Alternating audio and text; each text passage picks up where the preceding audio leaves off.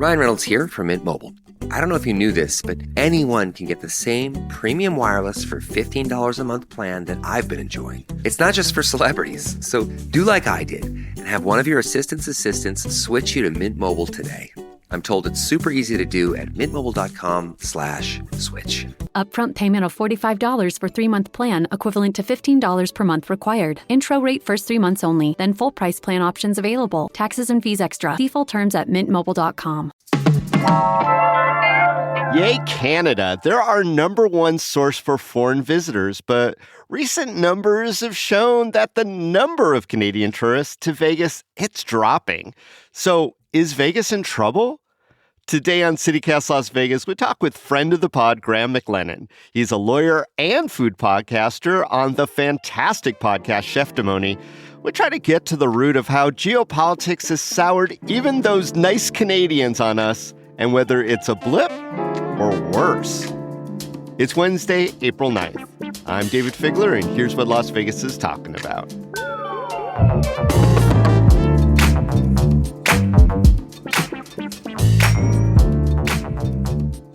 Graham, welcome back to CityCast Las Vegas. Good to see you, sir.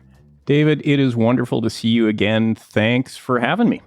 I'm worried that I'm not going to see you in person again for a while. So tell me why you canceled your Las Vegas trip and what your Canadian friends are saying.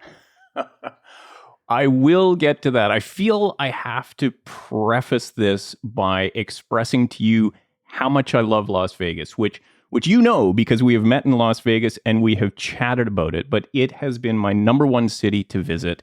I love the food scene there. I was engaged in Las Vegas. Oh, yeah. My marriage depended on a fantastic meal at Bouchon in the Venetian. So many reasons. I took my nephew there when he turned 21. I literally opened a savings account with our investment advisor called Vegas 2045 so that I can take my newborn son to Las Vegas when he turns 21. That's amazing. And have a really ample budget for it. So I just need to say I'm a huge fan of Vegas, huge fan of the American people I have met. Everybody has been outstandingly welcome to me. You're not alone, Graham. Wherever I go in Las Vegas, whether it's downtown the Arts District, at my coffee houses, whatever, if I strike up a conversation with strangers, there is a good chance they're Canadians who are visiting Vegas and tell me about the same love. So let's get started because now you're our representative Canadian. What province do you hail from? I hail from British Columbia. I live just outside of Vancouver. So Vegas is under 3 hours away from me, direct flight. Yeah, and you did have an upcoming trip to Vegas, as you often do on a regular, and you canceled it. So I do want to find out why. Sure.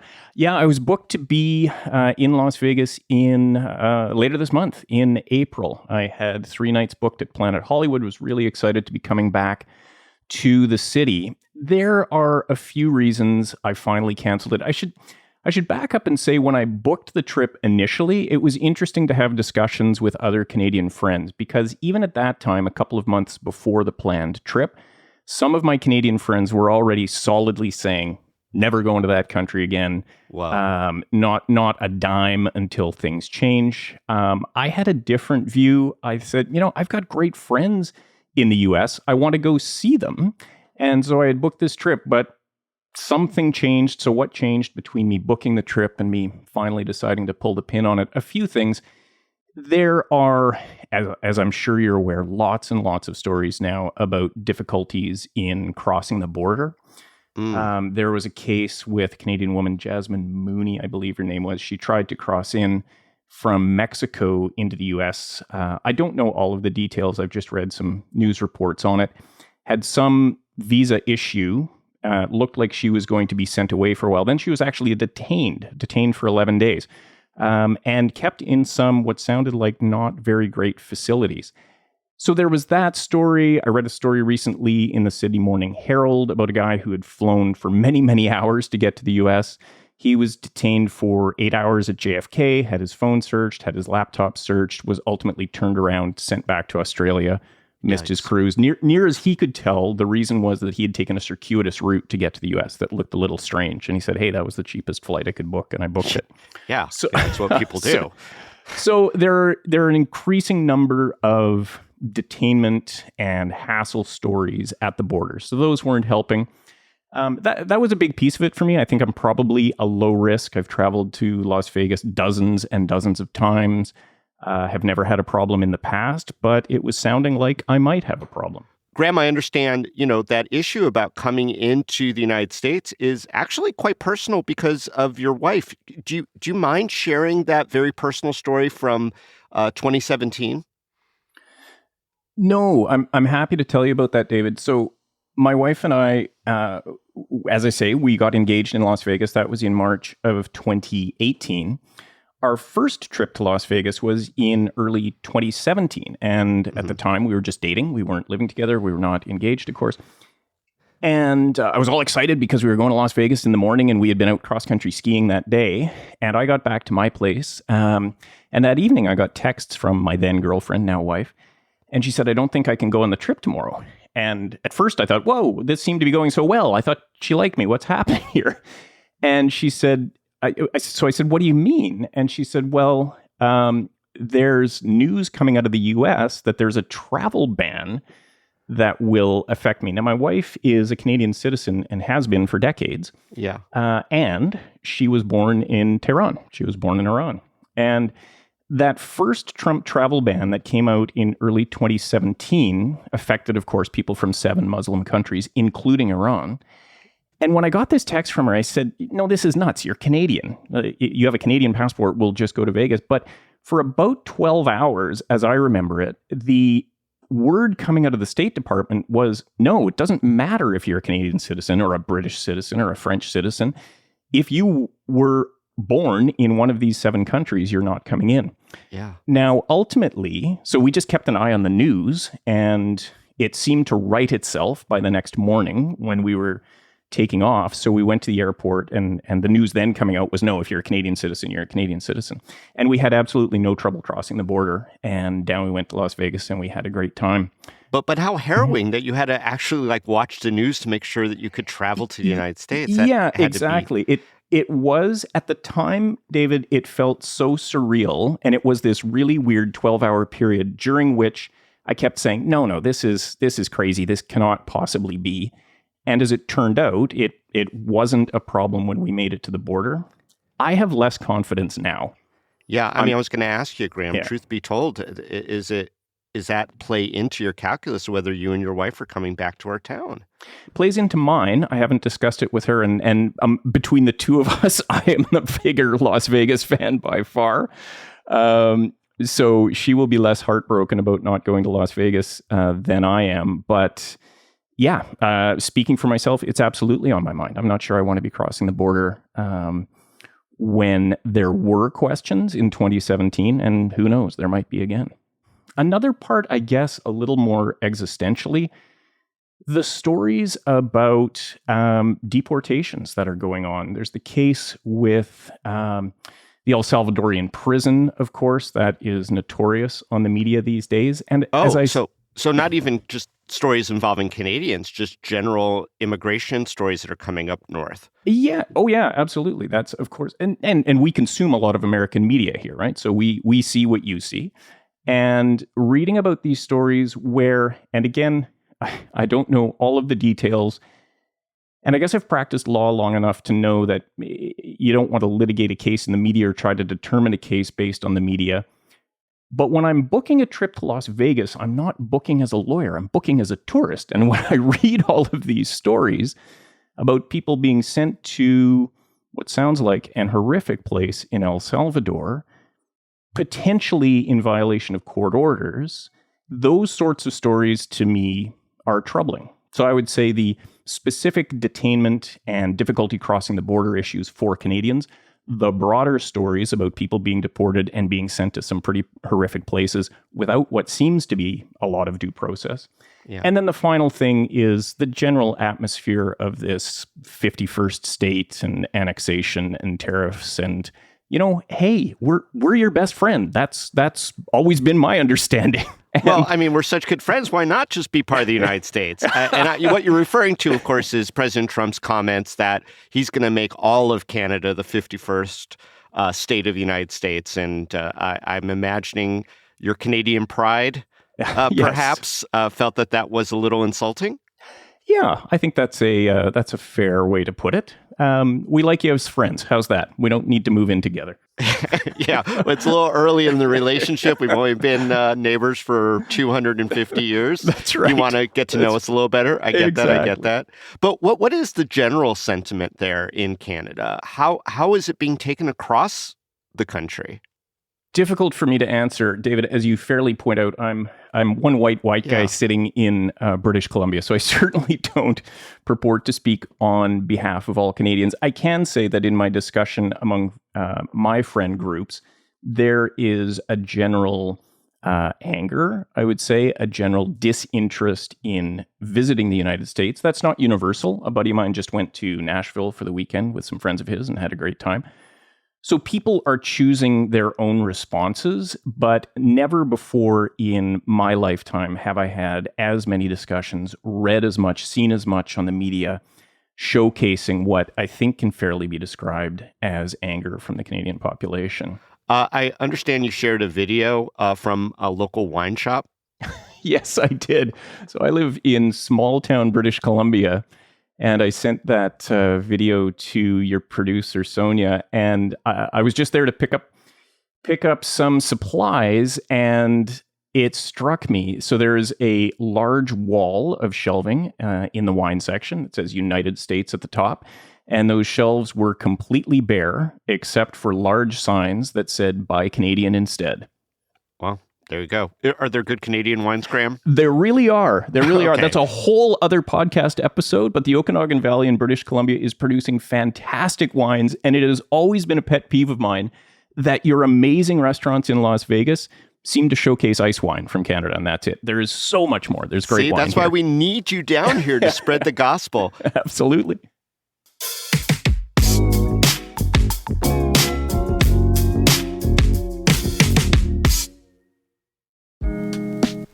If you think you know everything there is to know about Las Vegas, well, think again. Duck Duck Shed is a 3-day festival where the city's true story comes to life. From April 24th through the 27th, the Neon Museum brings you exclusive tours, expert-led panels, and engaging conversations with the architects, designers, and storytellers who built and are still building Las Vegas into the entertainment capital of the world. Duck Duck Shed, it's a phrase from the seminal architecture book Learning from Las Vegas. I'm excited to have been invited to give a talk at the fest about how we do and don't continue to learn lessons about our city's unique design. So, whether you're an industry professional or just love the city, Duck Duck Shed offers a deeper look into our growth, culture, and history. Tickets are on sale now at duckduckshed.com. Register today and be part of this one-of-a-kind celebration of Las Vegas. Don't miss out. Last week was our first playoff game, and my plaque psoriasis was so itchy under all my gear. Sometimes just thinking about scratching could take me out of the moment. And then my doctor told me I could get clearer skin with a pill called Otezla. Otezla apremilast is a prescription medicine used to treat adult patients with plaque psoriasis for whom phototherapy or systemic therapy is appropriate. Otezla can help you get clearer skin after just 4 months. Okay, ready for the next game. Talking to my doctor about a pill was a total game changer. Don't use Otezla if you're allergic to it. Get medical help right away if you have trouble breathing or swallowing, swelling of the face, lips, tongue, throat, or arms. Severe diarrhea, nausea or vomiting, depression, suicidal thoughts, or weight loss can happen. Tell your doctor if any of these occur and if you have a history of depression or suicidal thoughts. Live in the moment. Ask your doctor about Otezla. Call 1-844-4-OTEZLA or visit Otezla.com for prescribing info about cost, and more. I want to, talk about the Canadians a little more. They are our top international market. We have 1.4 million visitors who came back in 2023. Why do they love Las Vegas so much? I mean, I get you're a big foodie, but what do you think? Well, I think there's a few things. There is such, as you know, of course, the Arts District is this flourishing neighborhood in Las Vegas with so much going on the creative side. The food scene is fantastic. I do like to throw the dice, so of course I'm there for a little bit of gambling as well. As to why it speaks to Canadians particularly, perhaps even more than Mexicans or Brits or whomever else is coming to Las Vegas, I would say proximity, for one thing. As I mentioned to you earlier, I'm less than 3 hours away from Las Vegas on a direct flight, and typically your weather is a lot drier and sunnier and warmer than what we're experiencing in British Columbia. So it's a quick, easy, pleasant getaway, or it was. Is there some sort of esoteric reason maybe that there's a kinship between the cities? I mean, I wasn't lying. I constantly am running into Canadians, and I have a lot of friends who have relocated from Canada down here. So is there something else maybe that's maybe a little more, like I said, esoteric or ethereal? Maybe. I think that Las Vegas still does represent possibility. There is still a bit of the Wild West ethos there. There is still a bit more than I have experienced in other places, certainly in Canada and certainly and even other places in the US, which may have a bit more of the Wild West mentality than we do. But I think there is something about that. There is freedom and open space, and there is come here and do what you want to do. So that's an appeal to me, and maybe it is to others as well. So as long as some of these, let's just call them challenges, are in existence with the current administration and some of the things that you've talked about, do you think that any of those 1.4 million Canadians who usually come here will find something else to scratch that Vegas itch? I think so. Quite honestly, I think many of us will. What exactly that is going to be, I don't know, because much as Las Vegas is not doing itself any favors, I will just jump onto another topic here briefly with the resort fees and the CNF charges and the, there's endless discussion of the nickel and diming going on. We certainly talked about that on the podcast a lot. Yeah. But even with all of that, I think Vegas represents a great value proposition. And so that's another reason why it's been so popular with Canadians. But yeah, I am now incentivized to find a different way to scratch that itch. I can't say yet that I'm going to be rushing off to Niagara Falls, but I'm looking at Europe. So who knows? Maybe we'll wind up doing a little family vacation to Monte Carlo. Interesting. Not Greenland? While it's still out of our hands? That's right. I'm going to let things settle down in Greenland, I think. All right. Well, our loss is going to be Monte Carlo's gain. So I really do hope we figure some of this out. Let's say the sort of stay away eventually gets resolved. Do we need to do something more to lure Canadians back to Vegas? Well, I would point you to my earlier comment on resort fees. So there's some things simply on the pricing and the value proposition that Vegas can do. But I think what you're really getting at is there's something that needs to be done to redress whatever has caused this current hesitation among Canadians. Right? Well, I think maybe more so, is there something specific that Vegas needs to direct towards the Canadians? I will say this, that recently the Las Vegas Review-Journal reported on this story as well, the dipping numbers in February, and all the big marketing folks, the R&R Advertising and the LVCVA, they kind of brushed it off as just a blip, that there's such a special relationship. They assume you're all going to come back. But is there something that those entities need to do specifically, even if some of the air is cleared, to win you back? Because this sounds like some really hard feelings right now. Yeah, I would say that your assessment is right, David. I think there are some hard feelings, and I don't know, to be candid, that it's something that the LVCVA is going to be able to address. Because I think what is so detrimental about what I will just call the vibes coming out of the U.S. with these border crossing stories, with these rule of law issue stories coming out, with the annexation and tariff talk. What is so detrimental about those is that it affects underlying trust between the countries. And that is something that I don't think the LVCVA is going to be able to address. So I think there's going to have to be, for me anyway, I would want to see a pretty fundamental shift away from the current attitude. I don't know exactly what that looks like. For me, Las Vegas has always been about fun, relaxation, and hospitality. The current vibe does not offer fun, relaxation, and hospitality. What do you think, Graham, that you're going to miss the most about Las Vegas, since you are a frequent visitor and Monster fan? Give me some specifics of the things that are tough to give up if you are going to kind of maintain this line for now. Yeah, I was about to say I'll be happy to. I'm not remotely happy to give you this list. I'm happy to think about it, but it's also making me sad as I do. So I can tell you about a few of the things that I had planned for this trip. I wanted to get back to Esther's Kitchen. The chef community in Las Vegas is so amazing. I'm lucky to call several of them friends, and the food scene is so good. And Chef James Trees and his team at Esther's are doing something. I don't know what they're doing with the food there, but it is working. It is delicious to a level that other Italian food I've had has not been. So, and we should mention really quickly that you did a little time working in the kitchens in Las Vegas in your younger days. Yeah, my younger days. Well, not working, but as a visiting cook from other kitchens. Yes, I was very kindly ushered into the kitchens in a few places in Las Vegas and got to see. What's the name of that? There's a name for that I remember from The Bear. You did something fancy. It's staging. That's staging. Right. Yeah, the French term. Exactly. Come in and stage. So yes, I got to see up close and personal some amazing kitchens and some amazing chefs, and what a joy and what an experience. But yeah, Esther's Kitchen, I was looking forward to at least one meal there and probably two. I was looking for... And maybe James's new French restaurant, too, And yes, exactly. See, there's so much. I can't keep up with it. Bohème. Much as Bar Bohème. Bar Bohème. Okay, so that's on the list. May it be open when I'm returning to Las Vegas. So visiting Esther's, seeing the Arts District again. I wanted to stop by and see my friend Chef Daniel Ontiveros at Carver Steak at Resorts World. Daniel was the executive sous chef at Bouchon when I was engaged. And he actually curated the meal for me and my now wife. And so I always love to see Daniel. And of course, I love Carver Steak.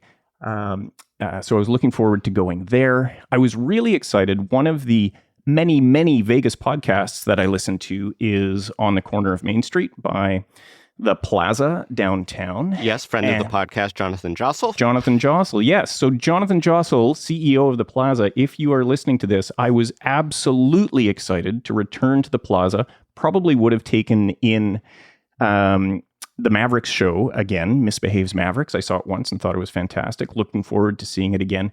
But I also wanted to check out the new Tables Pit at The Plaza. So I've been reading about that on social media. They've been talking about it on the podcast. It sounds fantastic. The limits are sort of in my comfort zone, which is to say it's not on the Strip. So I might be able to afford to roll the dice there for a little while. So I was absolutely looking forward to seeing The Plaza again as well. And my buddy and I were planning to take in the Eagles show at the Sphere. And I've never been inside the Sphere. So I was looking forward to that too. Well, Graham, I promise you that we will do our best on the podcast to make you feel like you're here. Thank you. And yes, we I will be keep eagerly awaiting the world to right itself so that you and your fellow Canadians can come back to our town. Thank you so much for joining us today on CityCast Las Vegas, and we do look forward to seeing you soon, we hope. David, it is always a pleasure to talk with you, and thank you for reaching out. Thanks for taking the time, and absolutely, I look forward to being back in Las Vegas sometime.